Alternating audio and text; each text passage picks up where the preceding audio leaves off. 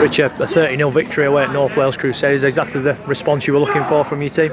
Yeah, it was. We spoke about just getting back into basics and doing basics well, and at times we did. We started the game really well, got into the grind, which again we haven't done really well again in previous weeks. So we spoke about finishing on our terms, putting them in areas where we want them to start their sets. Then it gives you opportunity and it gives you energy to defend, and hopefully you can force some errors and give you field position and win that field position battle. And we did that at times, but then there was periods like just before half time where we defended 26 tackles I think on our line, and we scrambled really well. They threw a lot at us, and we didn't get it right. It wasn't perfect, but because of the desire and the willingness to wait for each other, we prevented them from scoring, which was very pleasing.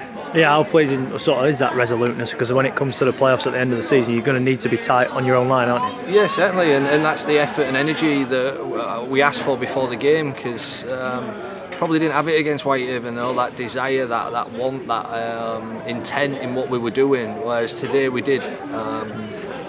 But again, we still need to be better at that transition of when we have made errors of getting ourselves back into the game, because again it usually follows up by another error and we're putting pressure on ourselves again, and then you can't play the way that we want to play.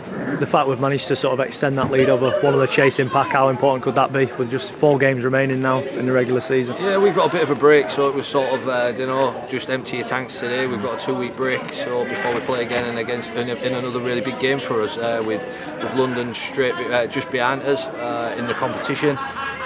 We need to pull away from them.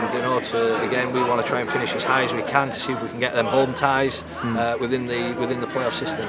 Although you always want a performance as well, how important is it at this stage of the season, whatever happens, to make sure you pick up them 2 points? Yeah, God, it's we're making changes constantly, which never helps the consistency of the team and how we're playing.